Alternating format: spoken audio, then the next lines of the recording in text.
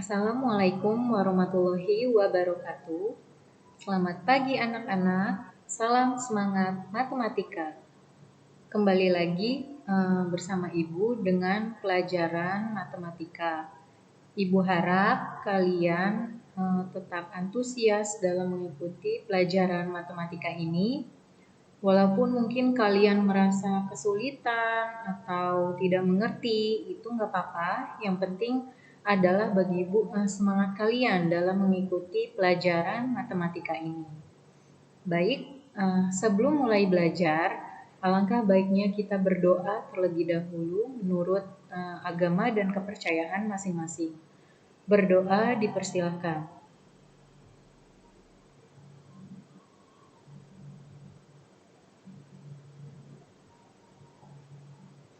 Ya, berdoa selesai.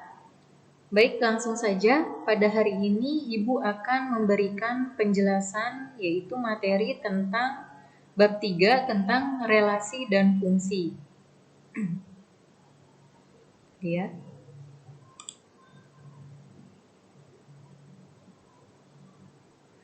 Nah, tujuan pembelajarannya bisa kalian baca sendiri nanti ya. Intinya adalah hari ini tujuan pembelajarannya Ibu ambil 2 saja, yaitu kalian dapat memahami konsep dari relasi dan fungsi itu ya, dan contohnya, kemudian menentukan daerah asal atau disebut domain, daerah kawan kodomain, dan daerah hasil atau range dari suatu fungsi. Untuk tujuan yang terakhir mungkin nanti ya di pembahasan selanjutnya. Lanjut. Nah, ayo mengingat relasi. Sebenarnya anak-anak sudah pernah tahu nih apa yang dimaksud dengan relasi waktu kelas 7 gitu ya. Ini ada hubungannya nanti dengan himpunan. Apa itu relasi? Nah, kita misalkan A dan B adalah suatu himpunan. Ya, jadi ada 2 himpunan, yaitu himpunan A dan himpunan B. Nah, relasi dari A ke B adalah aturan pengaitan atau pemasangan anggota-anggota himpunan A dengan anggota-anggota himpunan B. Jadi kan tadi ada 2 himpunan. Nah, 2 himpunan itu dipasangkan. Nah, itu namanya relasi. Ya, ada hubungan, ada pengaitan, ada pemasangan. Lanjut. Apa saja contoh dari relasi? Yang pertama, sekelompok anak dengan hobi yang disukai. Nah, itu kan bisa ya ada 2 himpunan. Ada himpunan anak-anak, ada himpunan hobi. Nah, nanti bisa kita kaitkan. Misalnya si A hobinya main basket, si B hobinya berenang dan lain-lain. Nah, itu ada relasi di situ. Relasinya mungkin kegemaran atau menyukai hobi tuh. Nah, yang B, anggota keluarga dengan makanan kesukaan. Anggota keluarga juga himpunan, makanan kesukaan juga himpunan. Ada 2 himpunan, bisa dipasangkan atau direlasikan. Nah, ini berarti contoh relasi. Yang ketiga, sekelompok siswa dengan mata pelajaran yang disukai. Nah, ini juga sekelompok siswa ya, berarti ada banyak nih siswa yang bisa 5 orang, 6, 7 dan sebagainya. Kemudian ada kelompok mata pelajaran yang disukai. Jadi nanti nama relasinya menyukai mata pelajaran gitu. Misalnya Andi menyukai mata pelajaran matematika. Siska menyukai mata pelajaran bahasa Indonesia dan sebagainya. Berarti ini contoh dari relasi. Ada hubungan, ada pengaitan gitu ya. Lanjut, bagaimana cara menyatakan relasi? Nah, di sini ada 3 cara. Yang pertama dengan diagram panah, dengan himpunan pasangan berurutan, dan yang terakhir dengan grafik atau diagram kartesius. Nah, biasanya macam-macam nih di soal. Bisa ada ketiga contoh ini. Tapi kalau kalian disuruh mengerjakan soal, nanti biasanya ada perintahnya. Nyatakan relasi berikut dengan diagram panah. Berarti kalian gunakan diagram panah. Tapi kalau tidak ada perintahnya, berarti bebas. Kalian boleh pakai yang diagram panah, boleh yang himpunan pasangan berurutan, atau boleh yang diagram kartesius. Yang mana saja boleh, yang menurut kalian mudah, gitu ya. Lanjut. Nah, perhatikan masalah berikut. Ada 5 siswa, ya namanya Oh, yang telah didata tentang usia mereka. Nah, jadi 5 siswa ini udah didata usianya, umurnya gitu ya. Si Ulfia, ada Yanti, ada Wirna, Anis, dan Ziyah.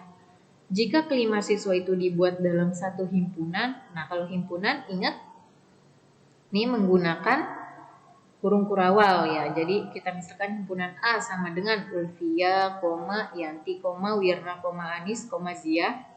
Dan usianya juga nih, misalnya himpunan B, jangan lupa kurung kurawalnya lagi, ada 16 tahun, 17 tahun, 18 tahun, dan 19 tahun. Lanjut. Nyatakan sebuah relasi yang menggambarkan usia kelima orang siswa itu. Nah, kalian disuruh menyatakan relasinya, tapi tidak disuruh dengan diagram panah, koordinat kartesius, atau satu lagi himpunan pasangan berurutan. Nah, di sini Ibu jawab menggunakan apa ini? Ayo, diagram panah ya, jangan lupa. Nah, ini tadi himpunan A nama-nama anaknya, yang B usianya. Nah, kemudian disuruh nyatakan relasi, ya udah dibuat panahnya. Ulfia itu usianya 18 tahun, Yanti juga 18 tahun, Wirna 17 tahun, Anis 19 tahun, Ziyah 16 tahun. Nah, perhatikan ya. Perhatikan di himpunan A ini sama himpunan B ini. Nah, kemudian tadi ada istilah domain, kodomain, dan range.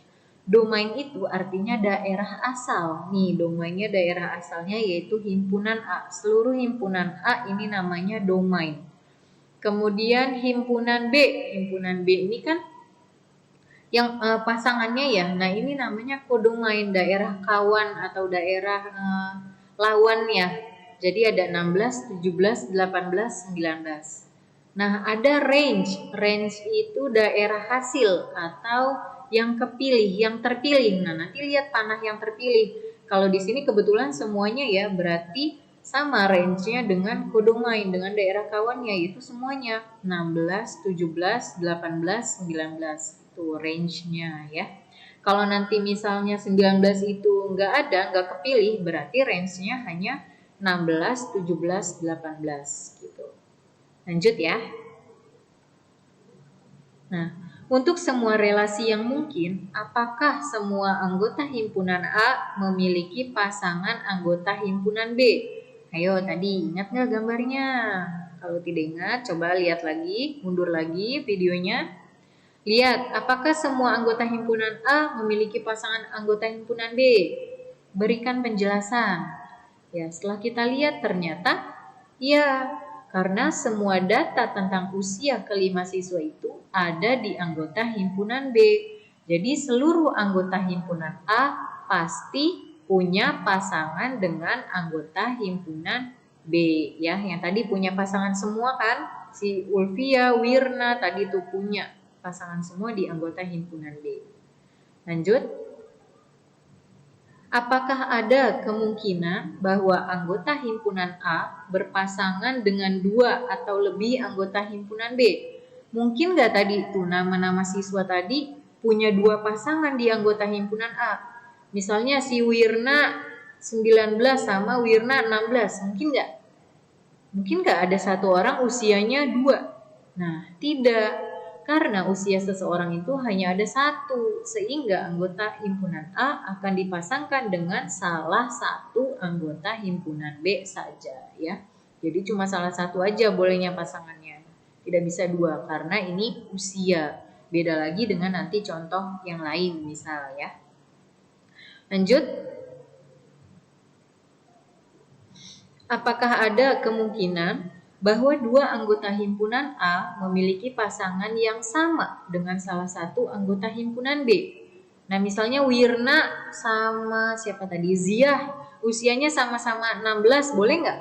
Ya boleh, iya boleh, karena usia seseorang bisa aja sama, tapi tidak mungkin 2 yang tadi ya pertanyaan sebelumnya. Usia orang itu hanya ada 1. Lanjut. Apa yang kalian dapat simpulkan dari masalah tadi? Nah, yang pertama, semua siswa pada himpunan A tidak ada yang tidak memiliki usia, betul betul. Dengan kata lain, setiap anggota himpunan A memiliki pasangan dengan anggota himpunan B. Yang kedua, semua siswa pada himpunan A tidak ada yang memiliki usia lebih dari 1. Artinya tadi hanya memiliki 1 pasangan dengan anggota himpunan B, gitu ya. Nah, lanjut.